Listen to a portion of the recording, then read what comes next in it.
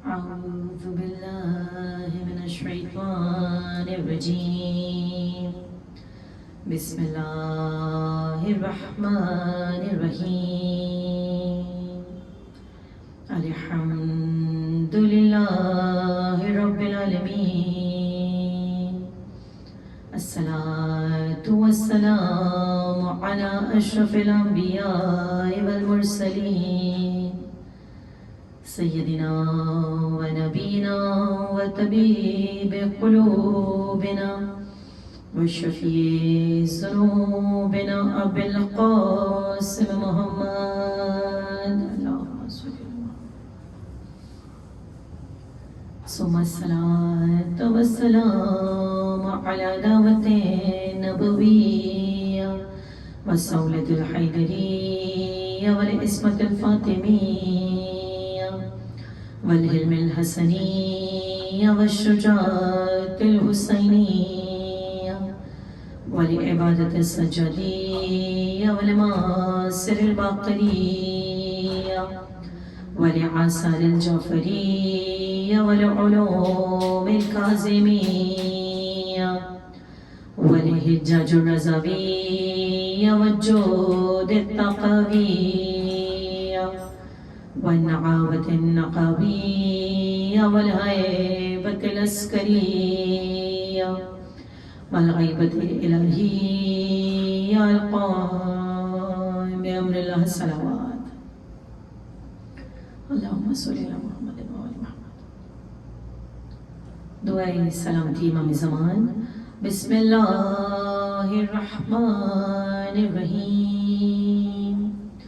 اللہم کل ولیک حجت ابن الحسن صلواتک علیہ وعلی آبائہ فی هذه الساعات وفي كل ساعات وليا وحافظا وقائدا وناصرا ودليلا وعينا حتى تسكنه أرضك طوعا وتمتعه فيها طويلا برحمتك يا أرحم الراحمين. صلوات. بسم اللہ الرحمن الرحیم.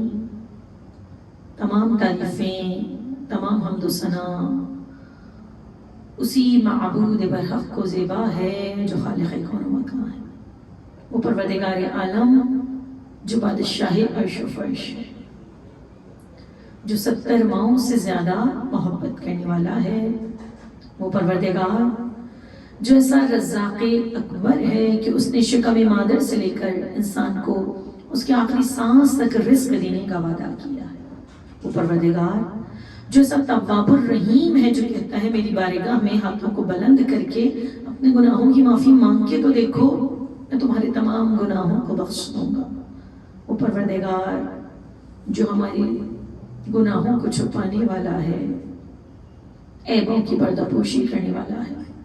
یقیناً ہم اس ذات واجب کی نہ ہی تعریف بیان کر سکتے ہیں اور نہ ہی اس کی نعمتوں کا شکر ادا کر سکتے ہیں.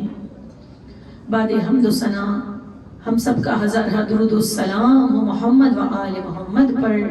اللہم صلی علی محمد و آل محمد وعجل فرجہم.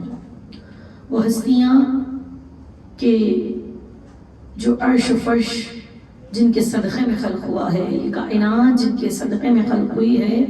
ابھی آپ نے حدیث قصہ میں سنا ہوگا نا، انی ما خلقت السماء مبنیۃ ولا ارضا مدیۃ ولا قمرا منیرا ولا الشمس مضیۃ ولا فلکا یدور ولا بحرا یجری ولا فلکا یسری الا لعجلکم ومحبتکم هؤلاء الخمسۃ الذین هم تحت الکساء. یہ جو میں نے زمین بنائی، یہ آسمان، یہ سورج، یہ چاند، یہ ستارے، یہ جو کائنات، یہ عرش و فرش فقط ان ہستیوں کی محبت میں جو اس چادر کے نیچے ہیں.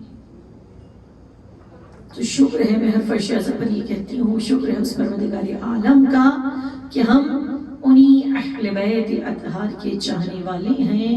اور کائنات کے یہ وہ دن ہے کہ کائنات کے گوشے گوشے میں فرش سید الشہداء بچھا ہوا ہے اور پوری کائنات کے گوشے گوشے میں مجالس سید الشہداء جاری و ساری ہیں، اہل بیت اطہار کا ذکر جاری و ساری ہے، آل محمد کا ذکر جاری و ساری ہے۔ پروردگار تمام فرش ازا بچھانے والوں کو شاد و آباد رکھے، سلامت رکھے، کوئی غم نہ دے سوائے غم اہل بیت کے، سوائے غم حسین کے۔ تو آغاز مجلس کروں سرکار سید الشہداء مظلوم کربلا امام حسین علیہ السلام کے دعائے عرفہ کے اس خوبصورت ترین اور نورانی جملے سے۔ مولا ارشاد فرماتے ہیں انتہائی نورانی دعائے عرفہ،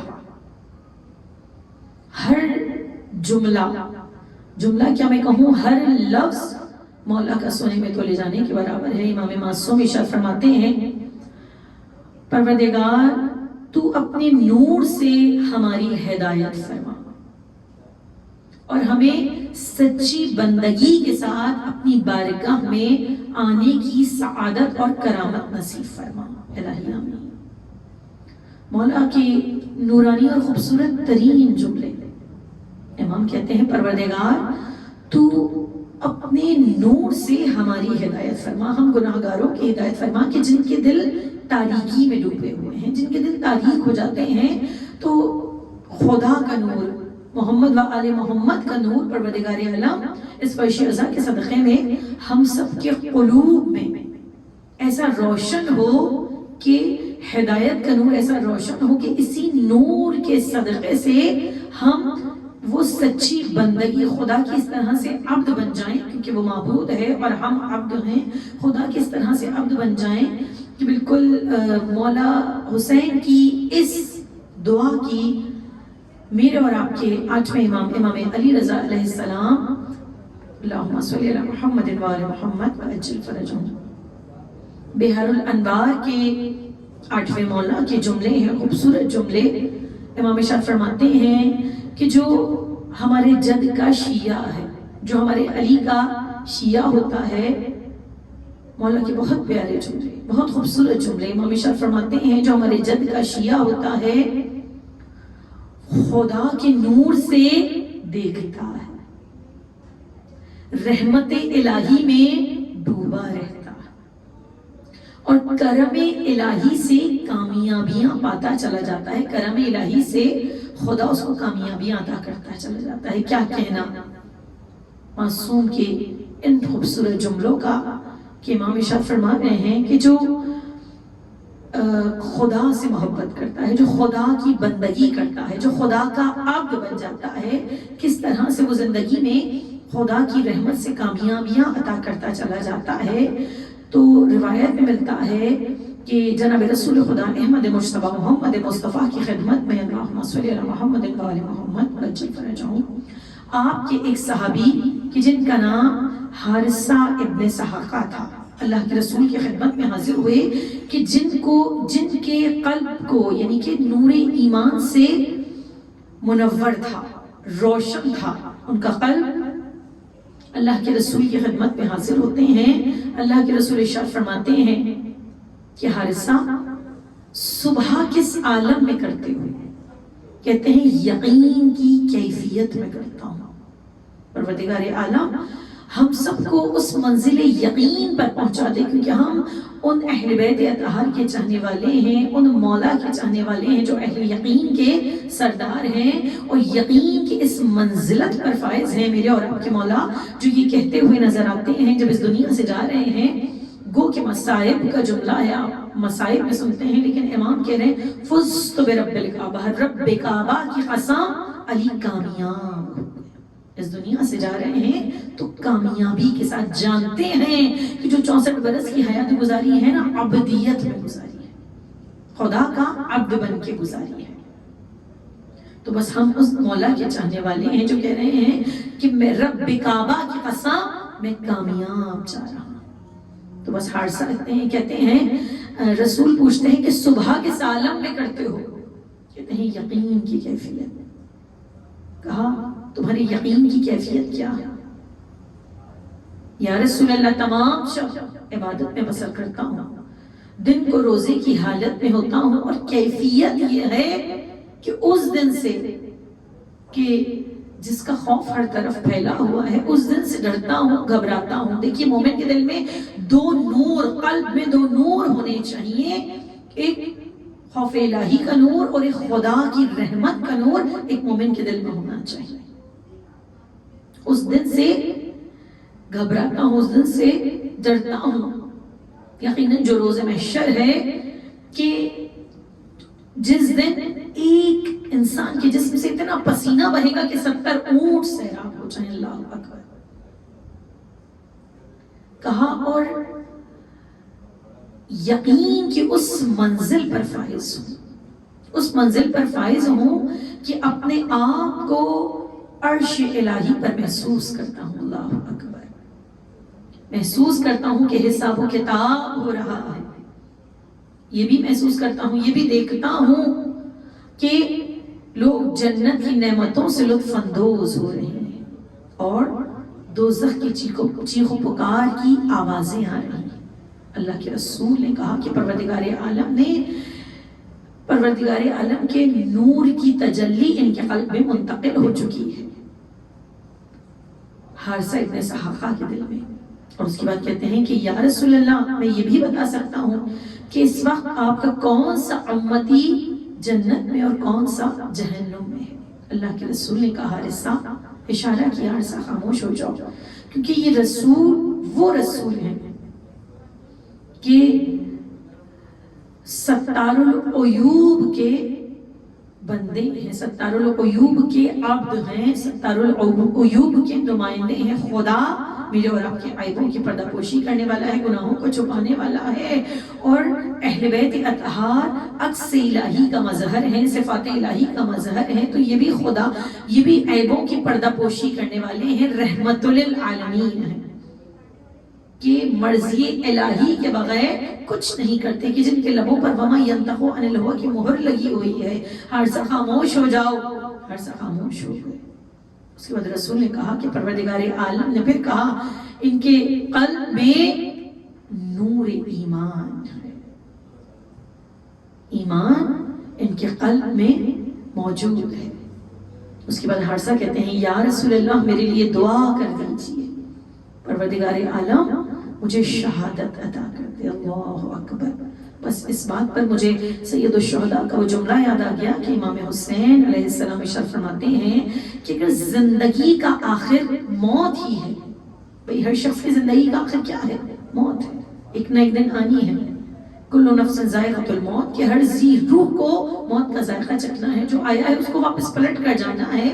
مولا کہہ رہے ہیں، ارشاد فرماتے ہیں کہ اگر زندگی کا آخر موت ہی ہے تو پھر انتخاب شہادت کیوں نہیں؟ پروردگار اس پر شہزاد کے صدقے میں مولا کے چاہنے والوں کو شہادت نصیب کر۔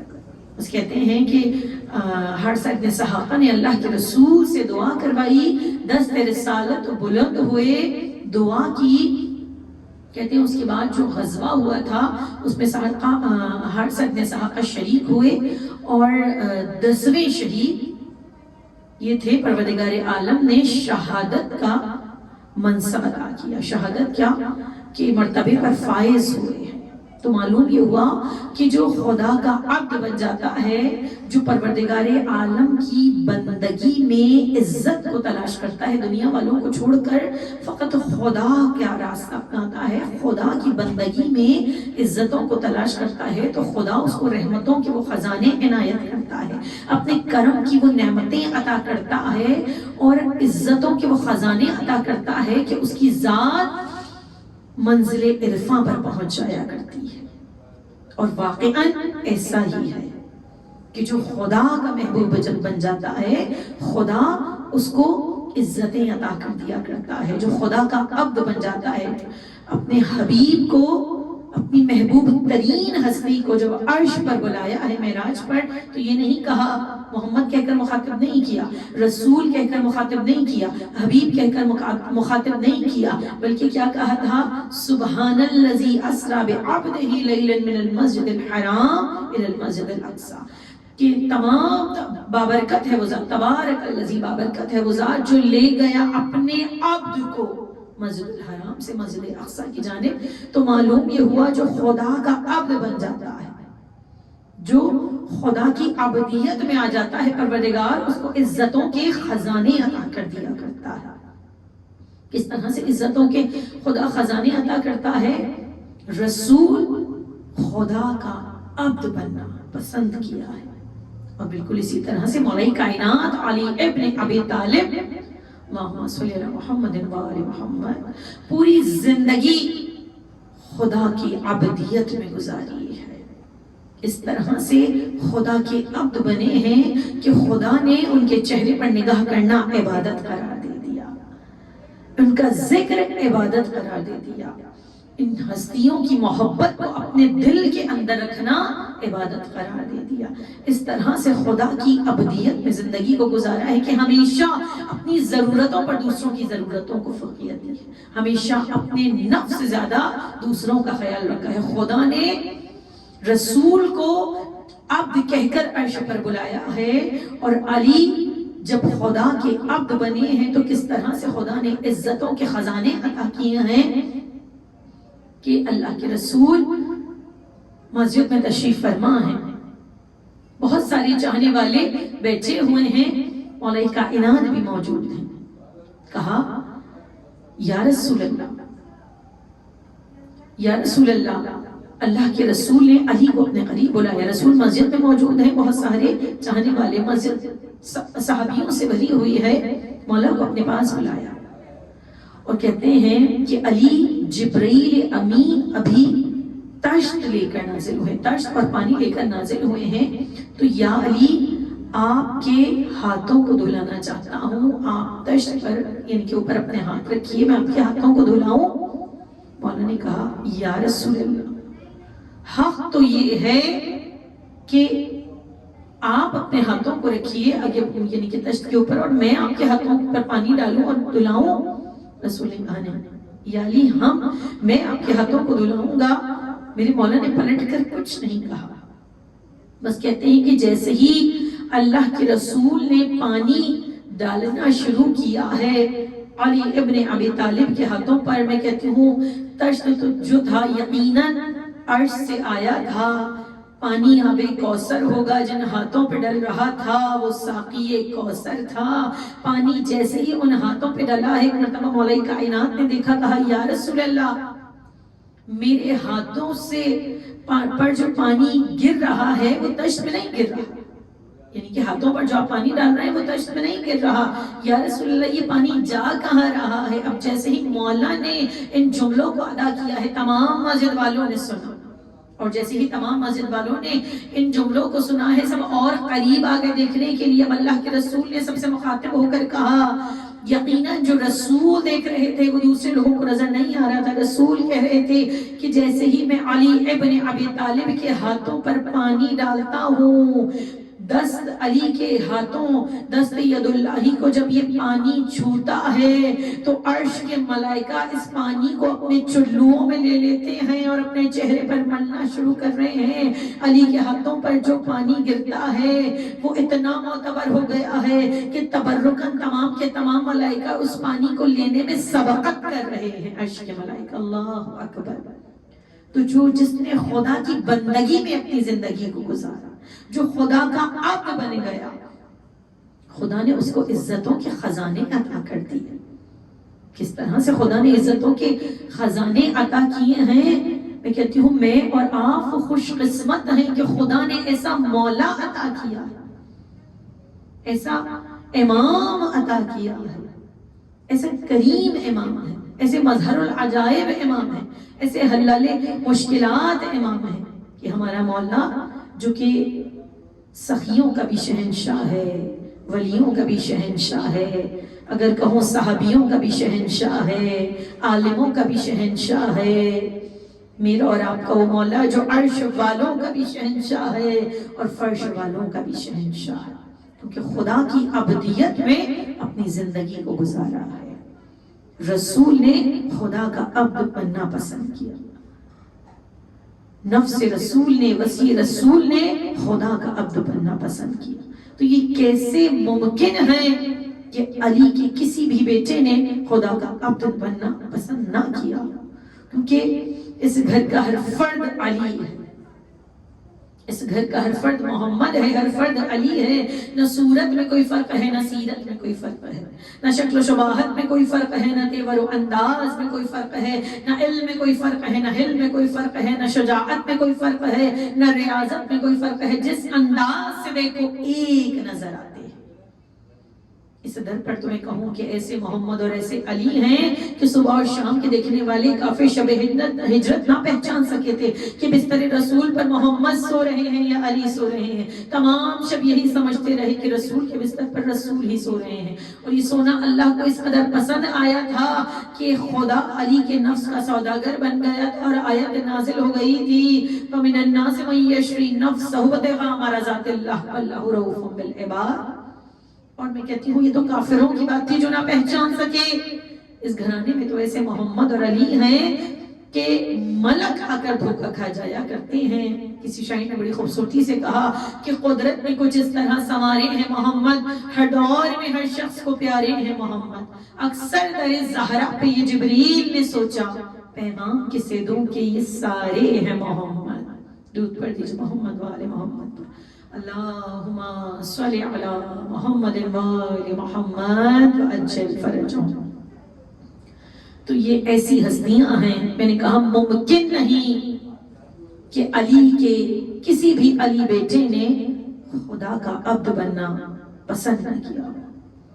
ہر فرزند، ہر بیٹا، یہاں تک کہ اس وقت بھی شکر ہے پروردگار عالم کا قائم آل محمد جو کہ پردہ غیبت میں موجود ہیں اور مولا ہماری ہدایت اور رہنمائی کے فرائض انجام دے رہے ہیں. پروردگار عالم سے دعا ہے کہ پروردگار جلد سے جلد سے پردہ غیبت کو ہٹا دے اور حضرت حجت کے ظہور میں تعجیل فرما. یہ دنیا جو کہ ظلم و جور سے بھری ہوئی ہے، اس دنیا میں انصاف کا بولے بالا ہو اور سیدہ کے لال کی شاہی ہو. تو علی کے ایک علی فرزند کا تذکرہ کروں. کون علی کہ جس کا نام علی ابن الحسین ہے. وہ علی کہ جو صورت میں، سیرت میں، علم میں، حلم میں، شجاعت میں، سخاوت میں، عبادت میں، ریاضت میں، تقوی میں، پرہیزگاری میں اس وقت کے علماء کہتے ہیں، اس وقت کے فقہ کہتے ہیں، اس وقت کے مفسرین کہتے ہیں کہ اس طرح سے اپنے دادا علی ابن ابی طالب کے مشابہ تھے کہ کوئی اور اس طرح سے مشابہ تھا ہی نہیں جتنے علی زین العابدین تھے. اس طرح سے خدا کی عبدیت میں زندگی کو گزارا. سب سے زیادہ دور امامت جیسا کہ آپ جانتے ہیں میرے اور آپ کے چوتھے مولا کا ہے اور بہت ساری ایسی چیزیں ہیں. اس وقت ظاہر وقت نہیں ہے، وقت قلیل ہے. کس طرح سے خدا کی عبدیت میں زندگی کو گزارا اور بہت سارے تحفے ہیں چوتھے مولا کے ہمارے پاس. یہ صحیفہ کاملہ، صحیفہ سجادیہ اگر دعائیں کرنے کا طریقہ اور سلیقہ سکھایا ہے، مناجات کا طریقہ اور سلیقہ سکھایا ہے، تو یہ میرے اور آپ کے چوتھے مولا کا احسان ہے. جو میرے اور آپ کی نمازوں میں خوشبو حسین آتی ہے وہ میرے اور آپ کے چوتھے مولا کا احسان ہے. جو سجدگاہ ہے نا وہ حسین ابن علی ابا عبداللہ سید الشہداء کہ جس نے اس سرزمین کرب و بلا پر قدم رکھا، کربلا کو معلہ بنا دیا اور اس خاک کو خاک شفا بنا دیا. تو وہ خاک شفا جو میری اور آپ کی نمازوں میں خوشبو حسین لے کر آتی ہے وہ میرے اور آپ کے چوتھے مولا کا احسان ہے. یہ فرش عزا چوتھے مولا کا احسان ہے. بس ایک مختصر سا واقعہ اور مسائل سے متصل ہوتی ہوں. ایک دفعہ درود پڑھ دیجئے محمد وآل محمد پر. اللہم صلی علی محمد وآل محمد. کہتے ہیں واقعی کربلا کے بعد امام کے ویسے تو بے شمار واقعات ہیں سیرت کے واقعات، یعنی کہ اگر آپ عبادت کی منزلت دیکھیں تو عبادت کی اس منزلت پر گامزن ہیں کہ میرے اور آپ کے امام صادق ہی کہتے ہیں، چھٹے امام صادق ہی کہتے ہیں روز محشر ندا آئے گی، کہاں ہیں زین العابدین اور کہاں ہیں سید الساجدین.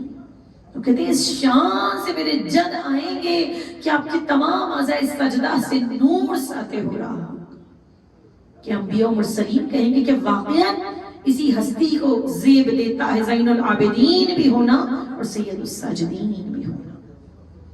تو بس مولا کا ایک مختصر سا واقعہ بیان کروں. کہتے ہیں واقعہ کربلا کے بعد امام غلاموں کو خریدا کرتے تھے. ایسے غلام کہ جن کو کوئی خریدنے کے لیے تیار نہ ہوتا تھا، ان کو امام خریدا کرتے تھے، جو یعنی کہ ناکارہ ہوتے تھے، بہت اچھے نہیں ہوتے تھے. اور پھر امام ان کی تربیت کیا کرتے تھے. اور جو سید سجاد کی تربیت میں آ جائے، جو علی بن الحسین کی تربیت میں آ جائے تو وہ کتنا قیمتی بن جاتا تھا، اتنا قیمتی بن جاتا تھا مولا کا وہ غلام. کہتے ہیں کہ ایک مرتبہ مدینے میں جب قحط آ گیا، تو جب قحط آیا، نماز استسقا مختصر کر کے بیان کروں، نماز استسقا ادا کی گئی. کہتے ہیں نماز تمام ہو گئی. ایک شخص جو مولا کا چاہنے والا تھا وہ کہتا ہے کہ میں نے دیکھا کہ ایک شخص سامنے سے آ رہا ہے، عجیب سا حلیہ ہے، سیاہ رنگ کا ہے، موٹے موٹے ہونٹ ہیں، حبش کا رہنے والا لگ رہا تھا. نماز تمام ہو چکی تھی.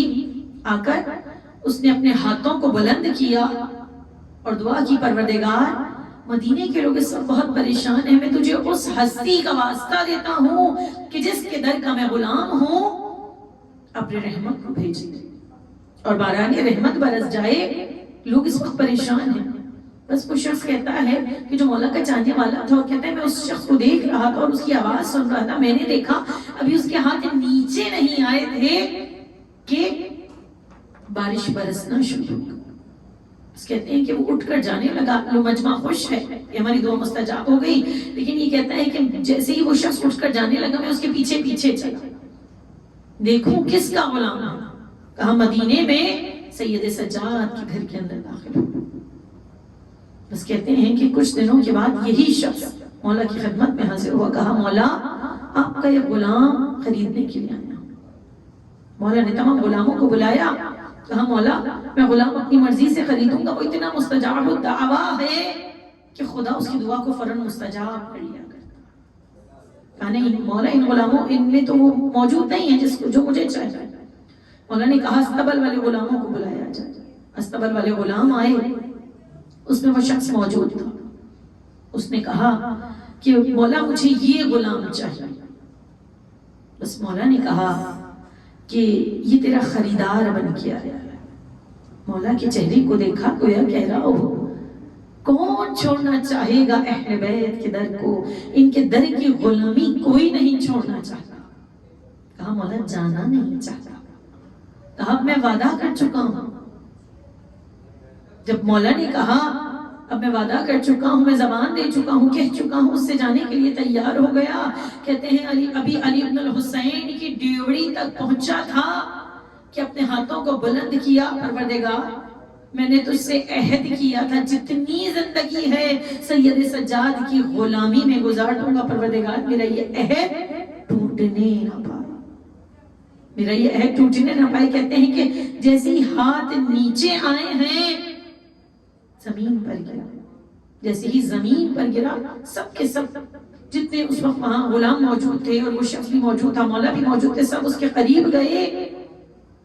مولا نے دیکھا، اس کا ہاتھ اٹھایا، ہاتھ پکڑا. روح قفس انسری سے پرواز کر چکی تھی. وہ شخص جو خریدار بن کے آیا تھا وہ کہتا ہے مولا میں نہیں جانتا تھا لوگ آپ سے اتنے عاشق ہیں، اتنی محبت کرتے ہیں آپ سے. تو خدا کی بندگی ایسی کی ہے ان ہستیوں نے کہ ان کی ذات منزل عرفاں پر پہنچ گئی. خدا کے چنے ہوئے علی کے علی بیٹے. اور بیبیوں میں کہتی ہوں کہ یہی ہستی وہی میرا مولا حسین جو باب قاضی الحاجات ہے. مولا کے روزے پر جو دروازے ہیں، داخلی دروازے 10 ہیں نا، ایک دروازے کا نام ہے باب قاضی الحاجات، حاجتوں کے پورا ہونے کا در. ایک دروازے کا نام ہے باب رجا، رجا کے معنی امید کے. اس وقت فصل زیارت چل رہا ہے ماشاءاللہ سے، پوری دنیا سے کثیر تعداد میں لوگ کربلا معلی جا رہے ہیں. میرے مولا کہتے ہیں جس گھر میں میرا فرش بچ جائے وہ میرے حرم کی مانند، میرے حرم کا درجہ رکھتا ہے۔ تو آج میری چاہنے والی بہن نے اپنے گھر میں یہ فرش عزا بچھایا، اور یہ فرش عزا جو بچھا ہے، اس فرش عزا پر چند ایسی ہستیاں ہیں جو ضرور آئی ہوں، کیونکہ اس فرش عزا پر اس شہزادی کا شبیہ تابوت اٹھے گا۔ تو بیبیوں، ابھی جس امام کا میں تذکرہ کر رہی تھی نا، میرا اور آپ کا چوتھا امام، چوتھا مولا علی بن الحسین سکینہ کا وہ چاہنے والا بھائی اس فرش عزا پر ضرور آیا، کیونکہ سید سجاد کا اور سکینہ کا بہت ساتھ رہا۔ اس فرش عزا پر میرے مولا حسین خود آئے ہوں گے اپنی لڑلی بیٹی کا پرسہ لینے کے لیے۔ اس فرش عزا پر یقیناً سکینہ کی ماں ام رباب بھی آئی ہوئی ہوں گی، وہ ماں جو ایک مرتبہ کربلا میں اجڑی اور ایک مرتبہ شام کے زندان میں اجڑ گئی۔ اس فرش عزا پر سکینہ کی بھوبیاں زینب و ام کلثوم بھی آئی ہوئی ہوں گی اپنی لاڈلی بیٹی کا پرسہ لینے کے لیے۔ تو یہ وہ ہستیاں ہیں جو اس فرش عزا پر یقیناً آئی ہوئی ہوں گی۔ بیبیوں، اپنے کلیجے پہ ہاتھ رکھ کے بتائیے گا، آپ کے گھروں میں بھی بیٹیاں ہیں، میرے گھروں میں بھی بچیاں ہیں، خدا سب کے سروں پر ان کے باپ کا سایہ سلامت رکھے۔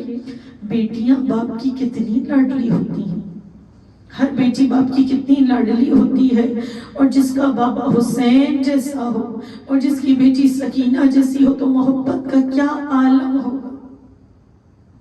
وہ سکینہ کہ جس کو اپنے بابا کے سینے کے بغیر نیند نہیں آتی تھی، جس کا سینہ حسین ابن علی کا سینہ جس کا بستر تھا۔ میرے چوتھے امام سید سجاد کہتے ہیں میں نہیں جانتا کہ روز عاشورہ کے بعد میری بہن سوئی بھی ہے یا نہیں سوئی، کیونکہ بابا کا سینہ موجود نہیں تھا۔ حسین کی اتنی لاڈلی بیٹی جس کو حسین نے نماز شب میں مانگا تھا۔ بیبیوں، اس فرش عزا پر میرے اور آپ کے مولا چوتھے امام سید سجاد بھی آئے ہوئے ہوں گے، کیونکہ سید سجاد کو اور سکینہ کا راہ کوفہ و شام میں بہت ساتھ رہا ہے۔ روایات یہ کہتی ہیں، بھائیوں والی بہنیں بیٹھی ہیں، خدا آپ سب کے بھائیوں کو سلامت رکھے، دعا کیجئے گا اللہ نہ کرے کسی بہن پر ایسا وقت آئے جیسے سکینہ پر آیا اور بھائیوں کو کس عالم میں دیکھا۔ سید سجاد وہ بھائی ہیں کہ جن کے لیے میرے زمانے کے امام یہ کہتے ہیں میرا سلام ہو اس کربلا کی قیدی پر کہ جس کے جسم کا گوشت اس کی زنجیریں کھا گئیں۔ ارے گوشت میں پیوست ہو چکی تھی زنجیریں۔ بیبیوں، آپ نے سنا ہوگا نا، اتنی وزنی زنجیریں تھی سید سجاد کی، خاردار زنجیریں تھی جن میں لوہے کے کانٹے نکلے ہوئے تھے، اور وہ کانٹے میرے بیمار امام کے جسم میں اس طرح سے جب کس کر زنجیروں سے باندھا تھا نا، اس طرح سے بیمار امام کے جسم میں پیوست ہو گئے تھے۔ یہی وجہ ہے کہ مسلسل بازار کوفہ سے شام اور شام سے زندان شام تک امام کے جسم سے خون رستا رہا۔ وہ میرا سلام ہو اس امام پر۔ بہن سکینہ شمر سے کہتی، شمر مجھے تھوڑا سا پانی دے دے۔ جب بہن کو پانی ملتا لا کر بھائی کی تپتی ہوئی زنجیروں پر ڈال دیتی تھی اور بڑی معصومیت سے کہتی تھی بھیا سجاد کچھ آرام ملا۔ ارے بہن بھائی چاہتا کہ بہن کو سینے سے لگا لے، بہن کو پیار کر لے، لیکن اتنا مجبور، تمام جسم توقع سلاسل میں گرفتار ہے۔ جب کسی نے سید سجاد سے پوچھا تھا نا، مولا آپ کو کس چیز نے بہت زیادہ رلایا؟ میرے امام تڑپ کر کہتے تھے مجھے میری بہن کے سوالوں نے بہت رلایا، اور دوسرے مجھے میری ماں بہنوں کے پردے نے بہت رلایا۔ دو چیزوں کو سید سجاد ان دو باتوں کو یاد کر کے اتنا روتے تھے میرے امام، میں 30 برس تک گریا کرتا رہا۔ بس بیبیوں، یہ وہ سکینہ تھی، حسین کی لاڈلی بیٹی۔ زمانے کا امام کہتے ہیں میرا سلام اس بچی پر، کربلا سے کوفہ اور کوفہ سے شام تک جس کے گالوں کی رنگت تبدیل ہوتی رہی۔